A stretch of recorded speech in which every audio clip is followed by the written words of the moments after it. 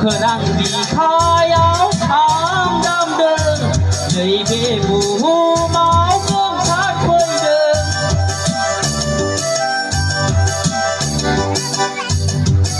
नखर आं बिखायाव थांदामदों नैबे बुहुमाव गोमसारफैदों मिथिंगा सिख्लायाबो मोसाग्लांदों बारदै सिख्लायाबो बाज्ल'खांदों सनाथि नाराथि रुफाथि हाबा जालांबाय गावनि अनजालुजों थांनाय मागोआव थांनाय मागोआव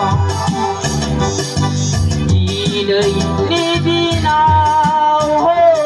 दिनैनि समाव बैसागु मोनदों आंनि गोसोआव बैसागु मोनदों आंनि गोसोआव